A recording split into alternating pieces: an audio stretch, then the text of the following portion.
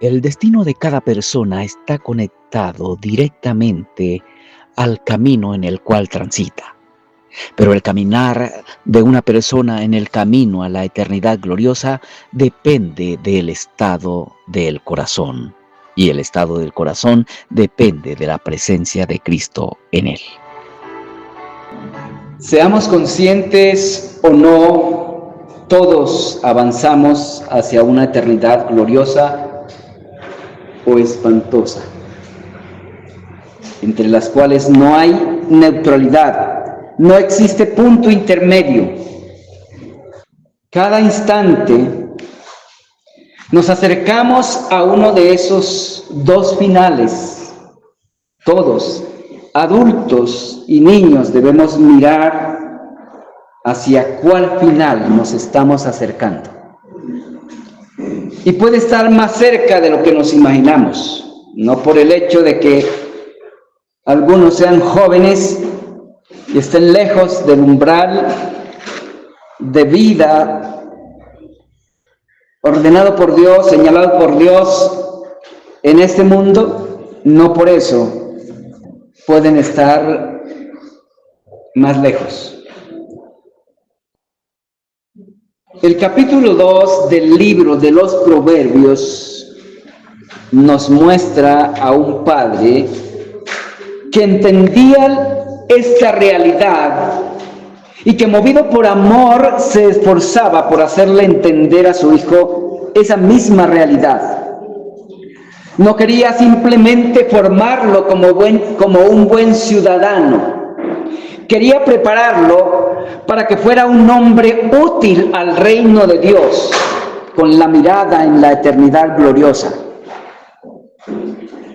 Con esa intención, escribió a su hijo lo que estamos estudiando en este capítulo, después de instruirlo cuidadosamente en cuanto a la necesidad de buscar la sabiduría.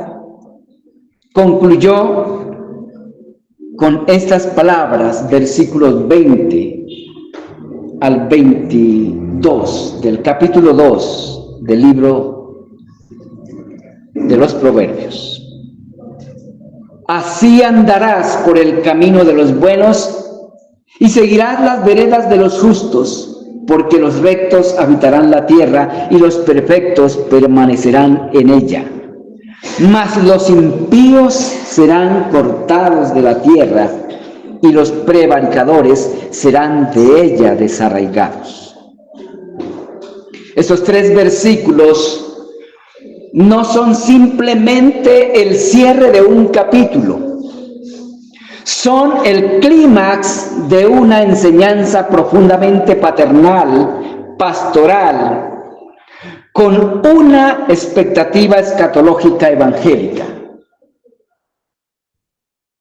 En el capítulo 1, versículos 20 al 33, el Padre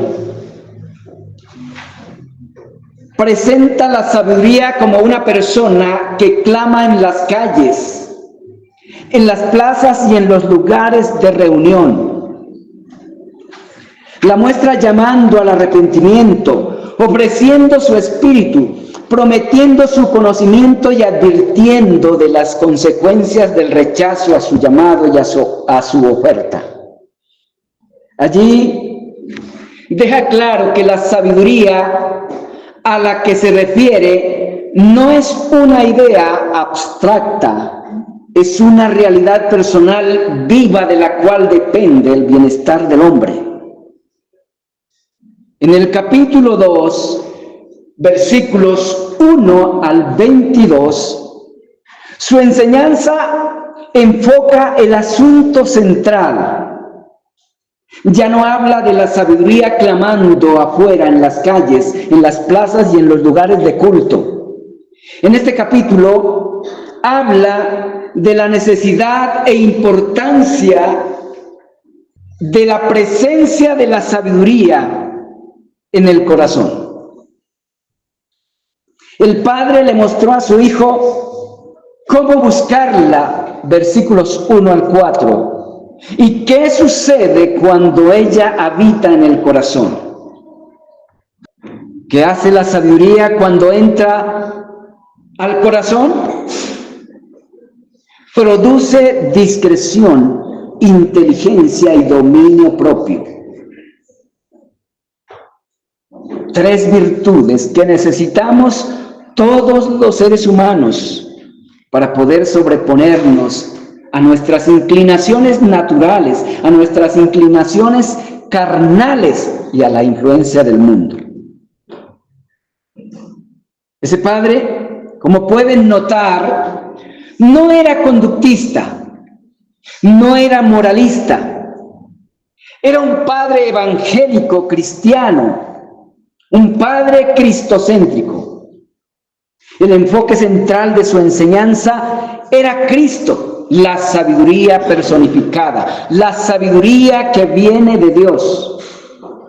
Su intención era que su hijo conociera a Cristo, que se apasionara por él. Era un padre convencido que nada es mejor que Cristo en el alma para vivir de manera sana y plena. Así es, porque cuando Cristo entra al corazón, lo equipa al hombre para dominar la carne y vivir conforme a la voluntad de Dios. Después de mostrarle el buen camino, es decir, a Cristo, el camino de la sabiduría que viene de Dios, después de enseñarle cómo y por qué es tan importante que habitara en su corazón, lo llevó al destino final de los 2 caminos de los cuales le viene hablando desde el principio del libro. Concluyó esta enseñanza, la enseñanza del capítulo 2, guiando la mente de su hijo a la realidad escatológica que espera a todos los seres humanos. La realidad que espera a los buenos y a los malos. Lo llevó a lo que bíblicamente se puede llamar el clímax del Evangelio. Así, con el que inicia el versículo 20, recoge todo lo que ya le había venido diciendo a su hijo desde el versículo 1 del capítulo 2. Así quiere decir, habiendo hallado la sabiduría, habiendo conocido a Dios, habiendo sido equipado con la discreción y la inteligencia que viene de Dios, la que produce la presencia de Cristo en su corazón, así, liberado de ser simple e insensato, liberado del mal proceder y de su incapacidad para controlar el poder natural de sus deseos sexuales, así andarás por el camino de los buenos y seguirás las veredas de los justos. Porque los rectos habitarán la tierra y los perfectos permanecerán en ella. Mas los impíos serán cortados de la tierra y los prevaricadores serán de ella desarraigados. Vemos la fuerza con que concluye ese padre la exhortación a su hijo. A la luz de esto, podemos afirmar que el destino de cada persona está conectado al camino en el cual transita. Pero el caminar de una persona en el camino a la eternidad gloriosa depende del estado del corazón, y el estado del corazón depende de la presencia de Cristo en él. Si una persona no tiene a Cristo en su corazón, le es imposible caminar por el camino recto. Le es imposible darle importancia a la predicación del Evangelio. Le es imposible vivir de acuerdo a él. En la perspectiva antropológica, social, de ese padre que estamos estudiando, únicamente habían dos clases de personas: las que van por el buen camino, a quienes denominó buenos, justos, rectos y perfectos, y los que van por el mal camino, a quienes denominó impíos y prevaricadores. Estas son las dos categorías que reconocen las Escrituras entre toda la humanidad. Y no existe una tercera categoría. Así como no existe un camino intermedio entre el camino bueno y el camino malo, y tampoco existe un lugar intermedio entre la eternidad espantosa y la eternidad gloriosa, tampoco existe una categoría de personas intermedia entre buenos y malos. Para Dios, los seres humanos son buenos o son malos. Esas son las dos únicas categorías que reconoce la Escritura: los justos y los injustos, los buenos y los malos, los creyentes y los incrédulos, los hijos de Dios y los hijos del diablo. ¿Quiénes son los buenos? La Escritura hace esta medición de dos maneras. Una, la que me he atrevido a llamar la regla legal absoluta, una forma como Dios mide a los seres humanos. La otra la he llamado la regla legal evangélica o regla de la gracia. ¿Cuál es la regla legal absoluta? La regla legal absoluta es la establecida sobre la justicia de Dios revelada en la ley sin evangelio. Es decir, lo que podríamos llamar la justicia ordinaria de Dios. Esta regla mide a cada hombre, varón o mujer, por el carácter de Dios de forma directa.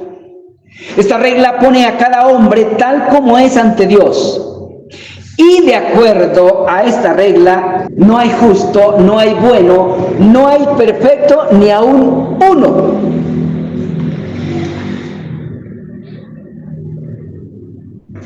Esa es la conclusión a la que llegó el apóstol Pablo, inspirado por el Espíritu Santo, a la luz de las Escrituras del Antiguo Testamento y de la observación de la humanidad frente a esta regla que he llamado la regla de la justicia de Dios absoluta. A la luz de esta regla, no hay justo, no hay bueno, no hay perfecto, ni aún uno, porque no hay ser humano alguno cuyo carácter esté a la medida del carácter de Dios. Esa regla muestra que el único ser bueno, justo y perfecto es Dios. Si dependiéramos de esta regla, ¿qué sería de todos nosotros? Todos estaríamos absolutamente perdidos.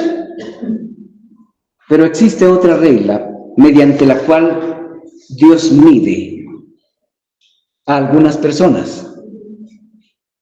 Es la regla que he llamado la regla legal redentiva. ¿Cuál es la regla legal redentiva? La regla legal redentiva es la establecida sobre la justicia de Dios revelada en el Evangelio. Romanos capítulo 1, versículos 16 y 17. La justicia que es por la fe en el sacrificio del Hijo de Dios, el Señor Jesucristo. Esta es la justicia extraordinaria de Dios. Justicia especial.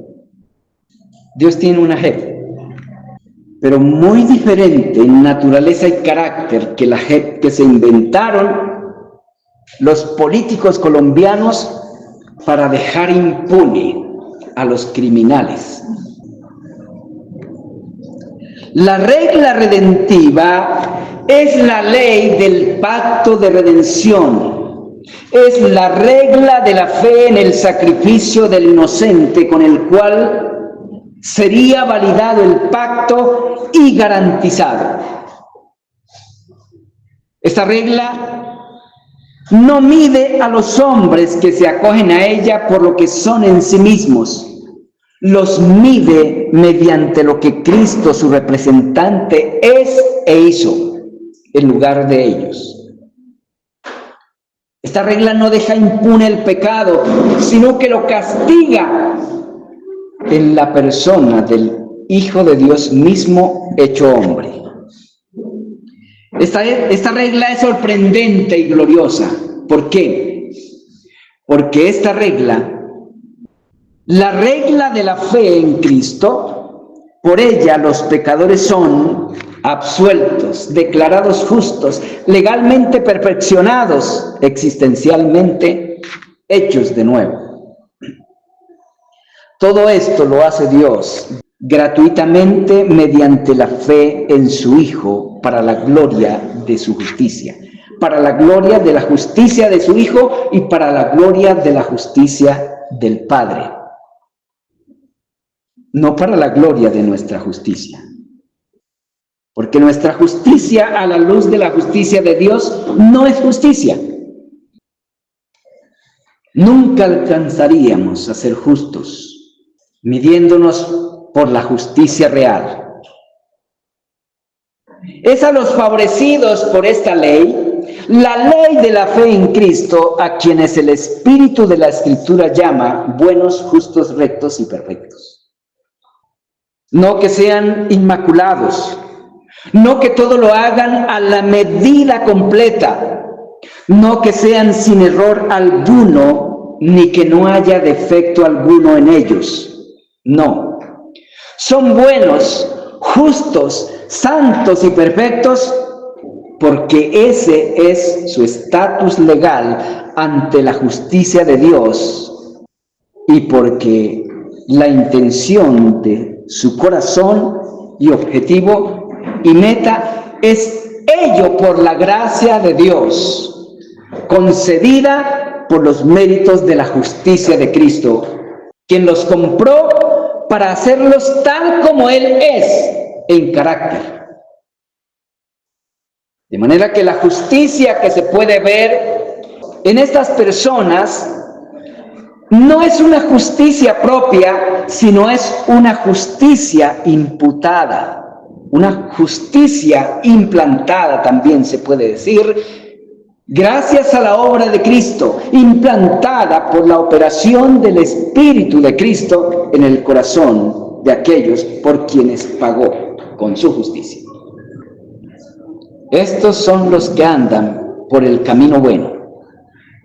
El camino de los buenos lo consideramos 2 exposiciones atrás, pero permítanme volver a ello de manera breve para que los niños vayan captando en alguna medida estas realidades importantísimas para la comprensión de su vida, la comprensión de su estado ante la justicia de Dios y lo que necesitan de Dios para obtener la eternidad gloriosa.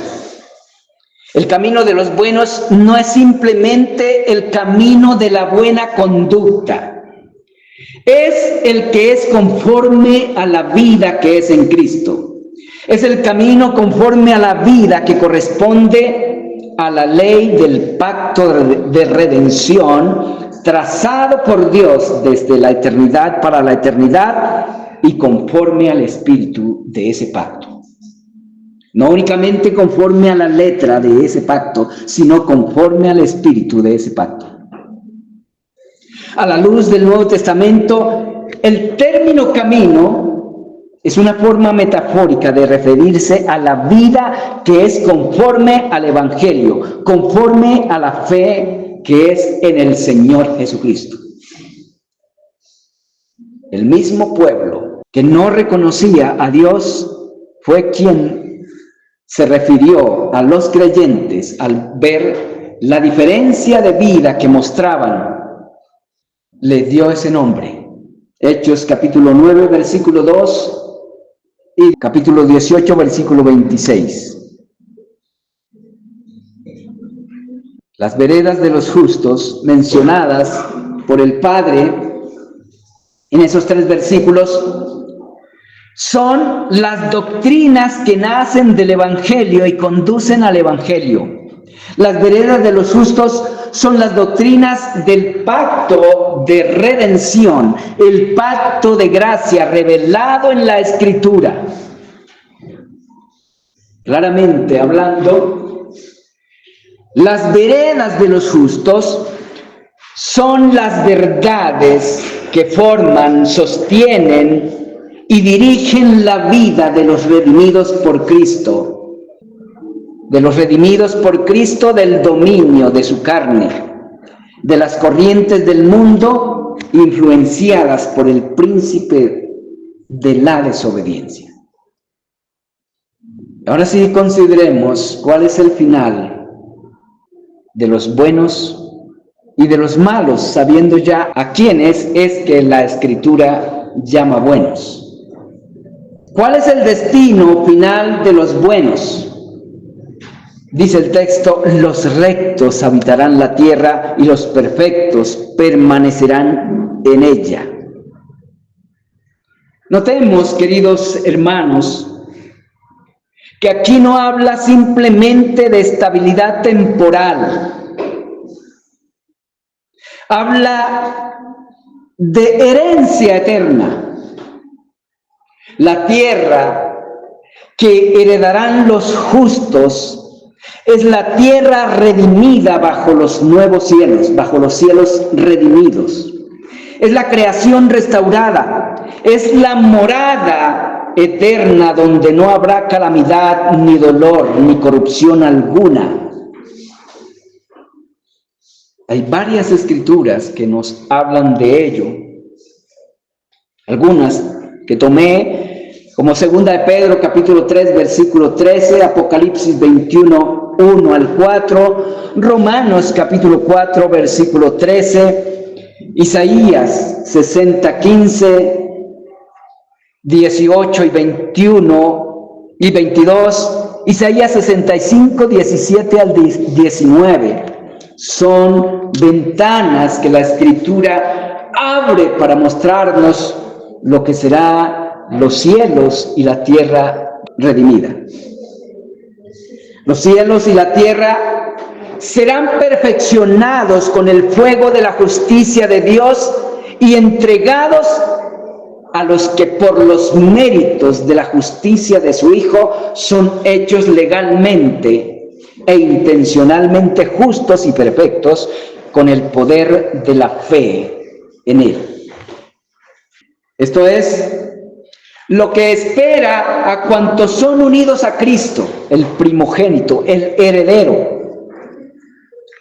Porque el Señor Jesucristo es el heredero del reino de Dios, de su gloria y de su universo redimido, en el que habitarán todos los que por la fe se acogen a su justicia. ¿Cuál es el destino final de los malos? Dice el texto, al final, el versículo 22, mas los impíos serán cortados de la tierra, y los prevaricadores desarraigados de ella. Los impíos y los prevaricadores son 2 tipos de personas de la misma clase. Impío es todo el que no vive su vida en comunión con Dios. Incluye a personas con principios y valores éticos y morales destacados socialmente. Impío puede ser un religioso ferviente, pero sin comunión con Dios, sin Cristo en su corazón. Los impíos son los que no están reconciliados con Dios, los que no son justificados mediante la fe en el Señor Jesucristo, los que no viven conforme al Evangelio.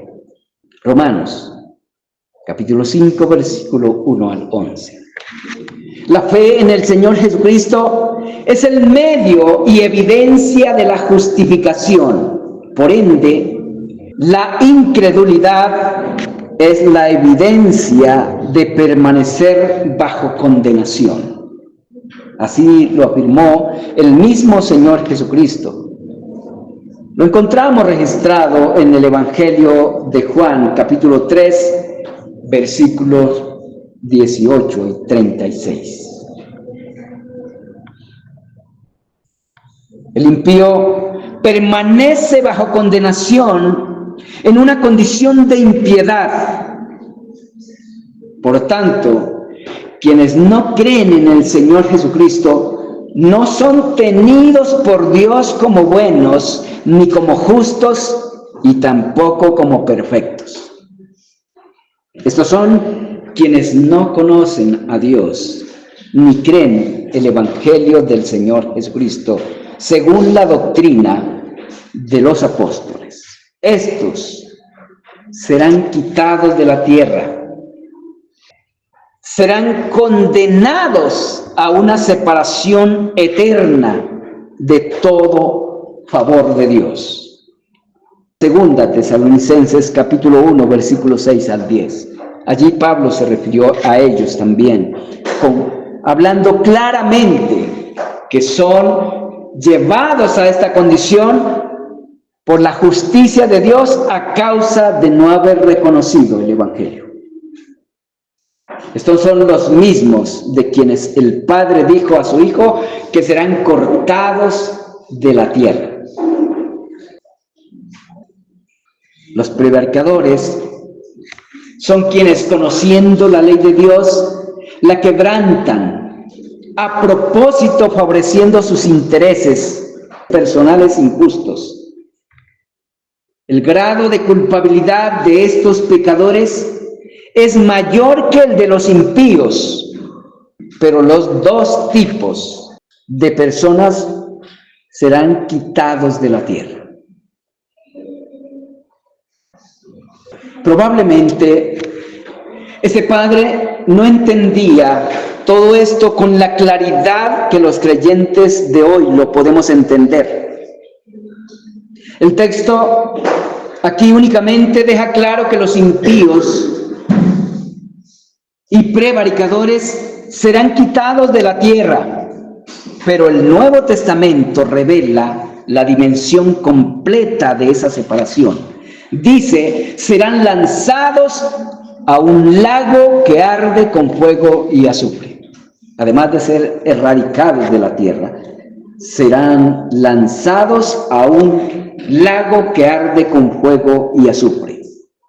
No es simplemente exclusión territorial, es condenación eterna en un lago que arde con fuego y azufre. Apocalipsis, capítulo 20, versículo 15 y 21, versículo 8.